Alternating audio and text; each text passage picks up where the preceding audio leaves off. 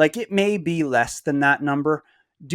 I don't know how much less, but like, there's not really proof of, like, there's just these lists of names, and it's like, how can we know that there was that much loss of life?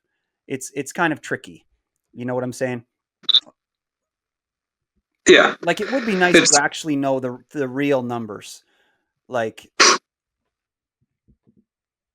yeah, and it's like I'm not a political guy, but I guess I'm going here. Like the whole Israel Palestine thing now, like they'll put out numbers, and it's like, is that number fudged a little bit? Maybe, but how many women, innocent women and children are deaths actually is yeah, yeah, or like how many are you okay? You're conscious okay with them killing? You know, like exactly. even if So you have yeah, to assume that there's some foolery going on there, right? And then you can take the Russia Ukraine thing as an example also. Like, I remember when it started, Russia was like, they literally put out stuff. They're like, this is not a war. They're like, this is a special military operation. We're just going in there to stop them from blocking us from the Baltic Sea. We're going in there to stop them from separating from Russia, and to stop them from blocking our pipelines. And then, like, they said that, and then all of a sudden, a few months later, the whole world is calling it a war, and it's like, there's no confirmation that even 10,000 or 50,000 people were killed. And now, what I saw on the Trump Harris debate the other day, Trump even said it, and it's like, I'm not sure why he would, but it's just, he was talking about how there was millions of lives lost in the Russia Ukraine war. And it's like, there is no chance that there has been millions of lives lost. Like, not even a chance. But yet people are saying that. So it's like not people, Donald Trump is saying that. So it's like, fuck, how seriously should we even take a lot of this stuff, you know? I'm not a conspiracy theorist either, so, but it's really hard to trust a lot of the media that you get these days. That's why I trust podcasts a lot, because I like to see individuals talking about their takes on things rather than whatever ends up being filtered through the mainstream, you know? yeah, Yeah. it's how do you trust what either side tells you? You know? Yeah. As we sit here and drink beers and talk about how the Holocaust might not have killed as many people as they say. Yeah. It's hard. It's hard to say. But I do think that the more knowledge you take in, the better. Like, yeah. I, uh, I like the Joe Rogan Experience. Do you like that show? Yeah, I do. I watch like I'm not subscribed just because there's so much of it. So, and I'm not. I'm just not a guy that's going to listen to him talk to a scientist or something. That's just not my bag. But I keep up with like who's on it. So like if Mike Judge is on it, fuck yeah, I'm watching it. Nate Bargatze, they do the Protect Our Park series. Oh, I Love love it. those. Yeah, yeah. If they got comedians on or somebody that I'm interested in, like I'll listen to that. But I'm not going to listen. I'm not like my coworker that listens to everyone and then preaches to me about like fracking or whatever. Yeah. Like like Yeah, I hear you. I hear you. I do listen to everyone, but yeah, you got to take it with a grain of salt. But yeah, now here you go. You find yourself on a show that I interview professors and stuff like that, just like he does. At least I try to. Um, and I like it though. I find it's nice to see the contrast of a comedian with an academic type person, because it's so hard to for regular people to take in the information that academics have to offer, even though the information is so valuable, but they're so boring that regular people just will not listen to them. And when you combine them with somebody who's more entertaining to listen to, I find it's a way to get their information out there, which I think is one of the best things that podcasts have to offer, you know. yeah, and I'm sure there'll be like some subject like or somebody he'll have on that's not a comedian or whatever that I'll find interesting. I just haven't kept up with it enough to be like, oh, they're talking about space or whatever. It's just, and that's on me for not wanting to be educated in a lot of stuff. I just don't find that many things interesting, and again, that's on me. Yeah. I wish I did. Like had a vast like yearning for knowledge. I just Yeah. don't. Yeah, no. I wish. You just like writing jokes and fixing trailers, eh? Yeah, pretty Yeah. much. I would say I like fixing trailers. I just do. Yeah, That's yeah. just, that Fair I enough. do. So what's your writing process like? Because you're a very good writer, and what are some of the things you like to do? How do you find yourself, putting up that net and catching some of those good bits and good jokes? So what's your way that you like to channel that? What's some of your process? Well, I was a notebook guy for the longest time, and I still think that's kind of the way to go. Just rewriting it and rewriting it, but most lately, I've been just in my like voice to text, and then I can edit it from there. Oh yeah, that's what I do too. Yeah, and if it's most comedians or who writers can think of a premise like I think this is interesting. How do I get to the punchline? That's just not me yet, or maybe never will be. I have to think of the punchline first. If I think of something and I think set up punchline, oh shit, that's a joke, and then I can work from there, tag it up, expand the premise, expand the tags. But if I don't think of that punchline first, it's hard for me to get a joke. Yeah, Um, which I would love to be a guy like I think this thing is interesting. How do I make a joke out of it? That's just not me. yeah. Or yet, I don't know. Yeah, fair enough. Yeah, it takes lots of time. I mean, I think that's where podcasting comes in. I value that's where the tough part. This is actually the central theme of a lot of what I talk about with comedians is, I guess, the contrast and the difference and the values of stand up versus podcasting. Because I've run into a lot of comedians who don't think that podcast comedians are real comedians, and I've ran into a lot of podcasters who think that stand up is weird and it's just music and poetry. It's a different thing. It's like it's whether or not you value improv versus some sort of a recited type of thing. And Mhm. but then you see the people that podcast enough, like, and that's why I do the podcasting. So I'm biased here, but because like I like to just oh, holy shit, here comes an intruder. What are your cat's names? That's Allie, Alley. And then Ben, he's the orange cat. He's running around here somewhere. Ben and Allie. Oh yeah, Allie. That's a good name for a cat, like Alley cat. I Yep. named my cat after Gillis's cat. My cat's name is Tybalt. So that Oh, okay. that's Shane's cat's name. But oh yeah, I'll have to show you him after the show. But it's a crazy looking cat, man. It's a hairless cat. Yeah, that's wild. It's. Yeah. I'm sure they're full of love.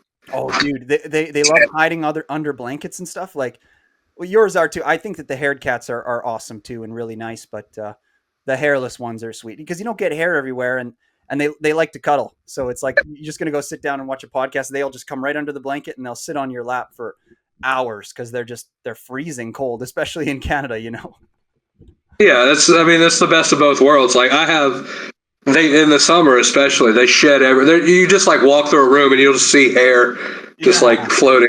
It's yeah, either that or the cat that looks like ET. It's yeah. like. Which one do you want? Do you want the ugly cat or do you want hair everywhere? Yeah. So yeah. So what I was saying though is that there's those, if you podcast enough, it's like there's those comedians that essentially all they have to do is think of a subject, one thing, and then they can talk for forever about it, and they can find the funny everywhere as long as you're willing to wait for it.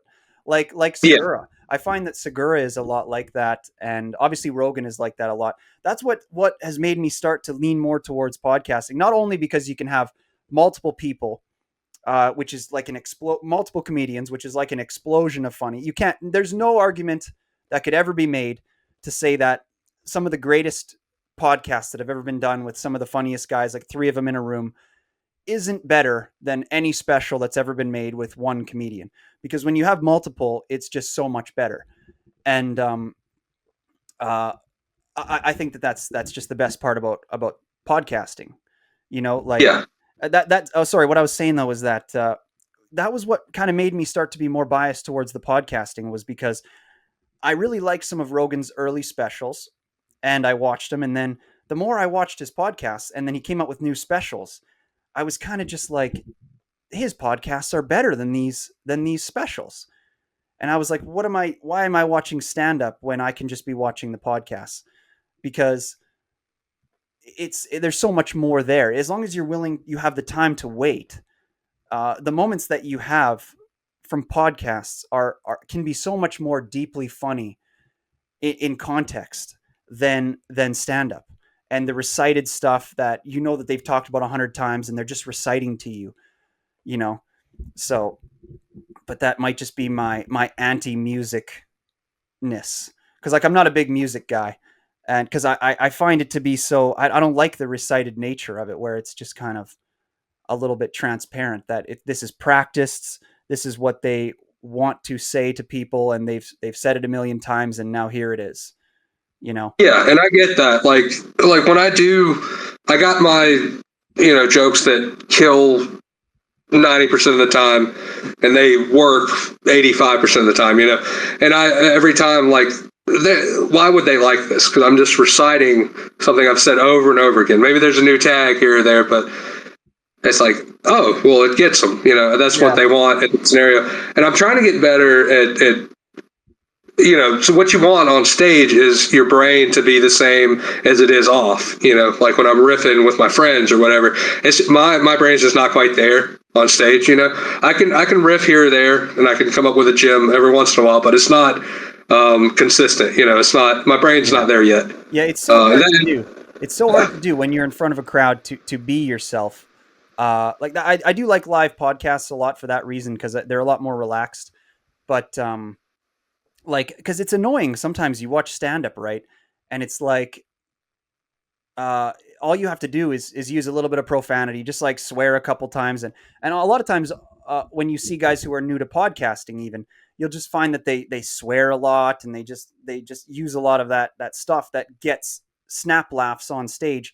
But because that's what's interesting, right? That's where the contrast comes in, because sometimes the stuff that works on stage, it may get a room of people to laugh, but it's actually not funny. Just like how a stand-up comic will be like, hey, some of this long form stuff that you're doing right now, it would never work on stage. But the reality is that if somebody's really watching it, it is funny, you know? So, and that brings me to talking about, do you know who Bobby Althoff is? Oh, never heard that name. I don't think. She's that white chick. I'm sure maybe you've never heard her name, but I'm sure you've seen her. So I'll bring you into it, and I'm sure you'll eventually know who I'm talking about. She's that kind of that white girl who she interviewed Drake. She interviews a lot of rappers. Yeah, you know her. Yeah, I know. Yeah. And that's what's interesting about her, right? Is that you put her on stage, she would get laughed off the stage, but yet her on a podcast is gold. And that's what's so interesting about it, because when you get somebody in that one-on-one situation where she puts Drake in these awkward scenarios where you couldn't put a crowd in that scenario because they wouldn't appreciate it. But when you put one person in that scenario, and then the crowd gets to watch it, meaning the people who are watching on the internet, then all of a sudden it flips it on its head, and now all of a sudden it's good. Like the podcast that she did with Bobby Lee, where they're playing tennis, it's fucking gold. She's so, but a lot of people are hating on her, so I'm not really sure. And is she the one that had Andrew Santino on recently at a golf course? Yes, and he out-ordered her. Yeah, they went to the driving range. That was gold, man. But I mean, of course, even she can't hold a candle to Andrew Santino. He's just top tier. So that episode of that shit is so funny to see her kind of see them spar with each other to see who can be more awkward or more, more. Yeah, he came in with her her shit and did it better. Exactly. It on her. yeah, totally. So yeah, no, I really like Whiskey Ginger. I watch all of Andrew's stuff. Have you seen Ricky Stenicki yet? The movie with John Cena? Yeah. Yeah, I did. I'm getting better at because I don't think comedies are very good anymore. But if you let yourself, like them, they can be entertaining. So I'm getting better at being less cynical and just opening myself up to an experience, like watching Ricky Stenicki or a comedy like that nowadays. Just not being an asshole and Yeah, then I can enjoy it. Because I yeah, thought it was pretty, for you sure, for know, sure. Yeah, you got to it's take. not, yeah, it's not what some of my favorite comedy films are like early Apatow films, like Knocked Up, 40-Year-Old Virgin. Um, Anchorman. yeah, he's a producer on it. My favorite is Walk Hard, I think, Yep, yep. with John C. Riley. John C. Riley's a killer. He's so funny. There's a period in time when Apatow and comedy was like king, the box office, and then it's just not anymore. And studios will not take a chance on them. They're straight to Prime or Netflix or whatever, and they're just. I don't think they're as good as they used to be, but if you think of it that way going into it, you're just not going to enjoy it. So I try to let myself be more open to it so I can. Yeah, yeah, Any movie really, like, yeah, for sure. and maybe that's a downfall on some things. Like I'll be like, oh, I like this movie, and my friend will be like, that was the worst movie I've ever seen. It's like, okay, well, I enjoyed it. Yeah, yeah, for sure. Yeah, comedy movies are starting to kind of dwindle a little bit, aren't they? It's been like that for a while. I mean, maybe they're coming back now a little bit with Netflix and Ricky Snicky was on Prime and stuff like that. I mean, there was a period where there was just no comedies, and the ones that there were just really bad. But will it ever be like it used to be? I doubt it. Yeah. Okay, well let's quickly take a deep dive here for a quick second. So, what comedy? So like what to you? What inspired you to do it? When you think comedy, when you think doing this thing that we're trying to do right now, uh what does comedy mean to you? Like a piece of media that maybe inspired me or something, or Yeah, so like what inspired you to do it? And as you go out there, right? And you say and you go on video and you go on recording, and you say things that maybe you wouldn't want your 11-year-old kid to see, or you wouldn't want your boss at work to see. These are risks that we take, and so on and so forth. When you take those risks, what do you think the purpose of those risks are for? I mean, I guess it's to I always say like we're all going to die of some kind of ass cancer or something. So like why not do something cool while you're doing it? And as far as comedy goes, I've always, like I said, I grew up on Comedy Central and I've watched these comedians, and I guess the biggest thing was watching like the behind the scenes stuff, like seeing all these comedians have this camaraderie and this community, and they're like, we're all doing this, and you're an outsider, but you're a comedian, so you're one of us. And I always thought that was pretty cool.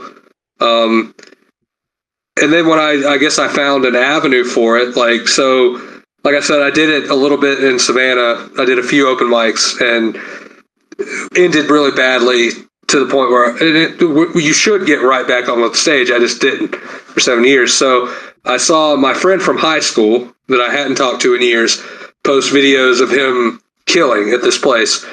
And I was like, he was not funny in high school. I need to go down there. So Oh yeah. I went down there. I checked the place out. I came back the next week by myself. I wrote a 5-minute set, did it. It killed for the most part. There were definitely some lulls, but I was like, okay, that's all right. This is what I'm doing now. That I always wanted to do it, and then I did it. Like Yeah. even an open mic, or if you're an open micer forever, like I mean, I'm getting paid to do it, but not a lot. Yeah, but fair enough. Okay, well, let me just tag on to that. Yeah, I see what you're saying. I hear what you're saying. Yeah, it can be like a bit of a competitive drive thing. It can be a little bit of an emulation thing where you see what's happening with the people and you're like, oh, I want that. And yeah, I understand that. It's kind of interesting because it's almost like comedy is, in a sense, like maybe people who are competitive. Like I'm a very competitive person. Uh, Maybe you are as well. A lot of comedians are very competitive, and it's kind of interesting because I feel that. people who are really competitive. Comedy is a way where you can convert normally a negative thing, a thing that normally would put people down. Like you play a sport, you beat a person, you put them down. Uh, Whereas with comedy, you do it and you compete, and it does so much for other people. It's like a way of converting a negative drive into a positive result. That's what I like about it so much. Uh, in a way though, but for some people, it's if they don't do it right, it's where their competitiveness brings them to their reasonable end, and it's like they end up failing because of that. You know? Yeah, and like, yeah, sure. There's a competitiveness. Like I said, like I saw the guys, like, oh, well, he's doing well. I should Yeah, go try. But it's really a competitiveness within myself. Like, can I do it? Like I've always wanted to do it. I know I'm funny with my friends or whatever, but can I do it on stage? So that was a yeah, big thing of it too. Can I do that? yeah. But what Um, that is you're like, hey, I'm going to use my competitiveness to entertain people that want to be entertained, rather than using your competitiveness to beat others, which I right. think is very interesting. That's what I like about it most. Yeah, and like when you're on a show with your friends and they're killers, like there is that like well, for one, you don't want to embarrass yourself. Like I gotta do at least as good as them, but you're always like, yeah, let me try to kill. Like, and you look at after the show, all right, I had the best set, or damn it, Charlie had the best set tonight, or whatever. But like it's all for the audience, Of that course. all works. And I was talking to my friend recently. He still lives in Savannah, where I started. I didn't really start, but I did some mics there. And he's like, the comedy here is awful. They're all awful. They're all just there's no punchlines. They're all just trying to say the worst things they can say. I hate that And shit. yeah, he just says it's awful, and I was like, yeah, I feel like our scene is really good. I feel like everyone in our scene is hilarious. I know some of their bits. I can recite them to other people, and they're like, oh shit, that's funny. And I think that keeps us all kind of sharp. You know, um, are we the best comedians out there? Doubtful. But I know that I see all our guys show in and show out, kill and do well and entertain audiences and like I said, that goes back to the competitiveness. Like I want to do that too. I'm on the show with them. I need to do that too. So that keeps us all kind of sharp, Yeah, all for the benefit of the audience. exactly. And I think that what you mean by that, like when you say the benefit of the audience, right? I mean, I don't think that can be understated. Like, because you just say that you say to the benefit of the audience, but at the end of the day, you're like, and I always say this, is that comedians are curing the depression of every single person in that audience, and that is so huge. In podcasting, you're getting the voice out there of people who've committed their life to learning a thing, and it's like, I know this stuff and I want other people to know it to better the world. And then that's it. That's a huge benefit. But then you have the stand up thing where it's like, I know this is funny and other people haven't figured it out. Let's go tell them, even though I've said it a million times, they haven't heard it. Let's go make them happy for today, and their depression is cured for today. And Yeah, depression might not be the right word, you know what I'm saying? But like, whatever it is that day to day accumulates on people that may make them sad, or over time might make them feel bad. They have that one good day, and they might have that one good experience where it can cure that for months. And yeah, and I think that that's the biggest thing that comedians do for people. yeah. And I have a thought on that. Can I go pee real quick? Hey, for sure. Let's take a quick break. They Oh got yeah, small, hey. yeah. It's a pretty small cat. Yeah. Is how old is she? She's about a year. Yeah. Oh, okay. Yeah. Will she get bigger? A little bit. I think they get a little bit bigger. This is my second one, so Okay. yeah. Yeah. She does not like podcasting. I don't think so. Yeah, although she's been on a couple episodes already. All right. Okay, man. Yeah, we can. It's nice to take a break. I'm glad you suggested that. It's can be needed sometimes. We've been crushing it, Yeah, I man. was trying to. We pretty much have no. That's all right. We pretty much have a whole episode already, but let's keep going for a little bit more here if we can. All right. I heard you say you're a chewer. Oh yeah, baby. What's the brand? Well, I mean, I don't care. I don't care. Like, well, Oh, you don't I have a mean, brand? I Skoal is a bit. I find that Skoal is a bit sweeter. I like Oh, the so a different. I like the sharpness of Copenhagen. Oh, straight all day. But I also like wintergreen. But then you know that in Canada, they banned it, so they're not allowed to make the cans colored. They're not allowed to sell flavored chew. So the only thing that we have here now is straight. It's all we have. So Is there's only one flavor. is it straight or do you don't get natural flavors I like don't know what the I don't know what you mean by that. like Copenhagen is Copenhagen, but then they also have a straight flavor. Then they got wintergreen and mint or whatever. Yeah, they don't allow wintergreen or mint or anything like that. And for us, they don't have a natural flavor. It's just there's straight as a flavor. yeah, yeah, straight to flavor. So like um, if you get Skull straight or Copenhagen straight, straight is a flavor. It's a different like from the regular Copenhagen. That's just the whatever natural molasses or whatever ingredients they use. But then straight is a whole different flavor. Oh, holy shit! I didn't even know that. Yeah, no. So yeah, I like straight. I've never done the natural. I've never done snuff. But I'm not gonna lie to you.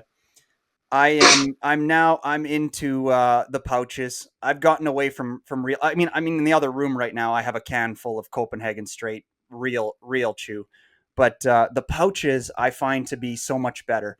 Just but not like the pouches that have the tobacco in them.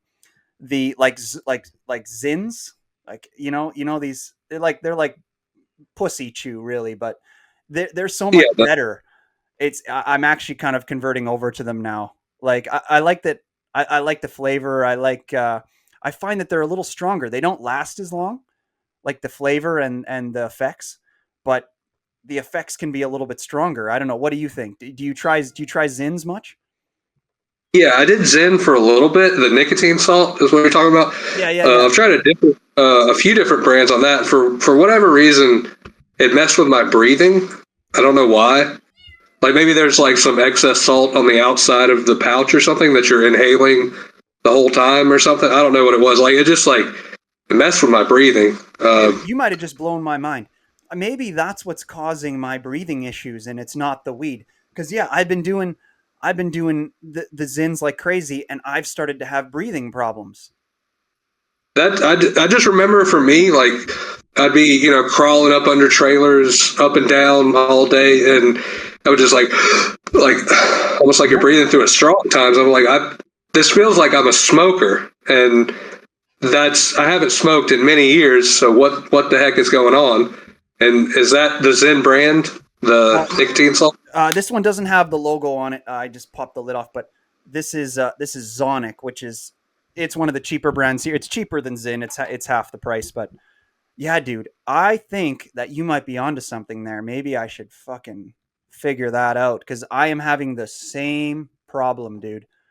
I'm I having never looked into it. I never Googled it or anything. I just went back. I just like used it as an excuse to go back to Copenhagen, now you're making me But think I should go into the other room and grab my proper stuff. Yeah, but let me grab it real quick and I'll show you the label because it's interesting the way that they make it mandatory to do this. Just a sec.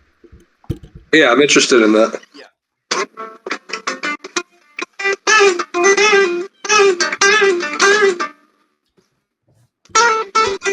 Hey, is that you playing a guitar? Yeah, I'm just diddling around.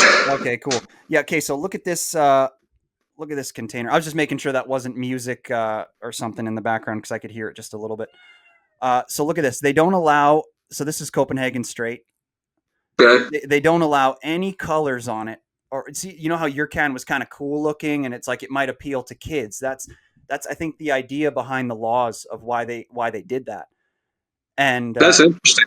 yeah, Yeah. yeah, it's all I in, mean, I don't even think it looks cool. I mean, it's like this is just kind of how the Copenhagen can has always looked. These are the pouches, like the original. They're not the straight, but they're the original pouches. And they put, the warning, this may cause mouth cancer or whatever, yeah. but I feel like this is how Copenhagen's looked since 1822. Well, I'm sure it looked different back 100 years ago, but that's crazy. Like, what do the cigarettes look like up there? Are they all labeled up too? Yeah, same thing where they can only be black and white and stuff like that. I honestly, man, how silly is that? Hey, it's like they think it's going to protect the kids in some way or make them use it less. Yet here's something for you. I don't know if you've heard about this. What the kids do up here, I've never done it. But what the kids do up here, and I heard about it after they started kind of banning the shit, was kids they'll slice a little slit in between their toes, and they'll put the chew in their shoes inside of their socks, and so basically like they're chewing with their feet, and so they'll absorb the chew through in between their toes. Have you ever heard that? I've never heard that. What, like, so with my athlete's foot, I could just put a dip in there? Yeah, It's dude. like, Just throw it in your fucking shoe, man, and then you don't have to get it in your mouth. No mouth cancer. You got foot cancer, and just cut off your foot. Who cares, right? I wonder. That's insane. I mean, that I'm sure that's a new trend, but I'm sure someone has done that. I'm sure someone did that 100 years ago too, right? Maybe. Like, do you think that could lead to toe cancer? Yeah, maybe. Hey, I know it's a trend in hockey for sure. Like guys do it in their hockey skates and stuff like that, and yeah, it's a thing. So Wow, yeah, that's kind yeah, of all right, crazy. yeah, that's mind blowing. I've never heard of that. Yeah, I guess Yeah, as a but it baseball makes player, sense. I should expect that. Yeah, you're pretty seasoned chewer. Yeah, chewing's amazing. It's especially good for baseball because it's such a sport where you have to stay relaxed over periods of time where you're resting in between plays, and that's where the chew comes in. It keeps you alert, keeps you relaxed, so that when it comes time for you to make that play, you're ready. Yeah, and like I've been a smoker at times throughout my life. Like when I was a kid, obviously I would experiment with cigarettes and dip and whatever. So I've been a smoker at times, and then most of the time dipping throughout my life, quitting for periods of time. But I've been on a good probably 8-9 year streak now, which I need to quit again. But it's hard because it's like with cigarettes, it's like, oh, this sucks. Like this really is just an addiction that like I can't breathe. I feel like shit. I have every reason to quit. With dip, it's like this is great. Like like the Yeah, downside is what, mouth cancer. It's like, all right, fuck that. Just cut my face off. I don't even care. Yeah, take my jaw. Who cares? Yeah. yeah. No, I totally agree, man. Oh my god, that's so funny. Um, shit. So what next? What's next, man? Tell us what's next. I don't know. So you said you done the pod with James already, or Yes, he's yeah, on the?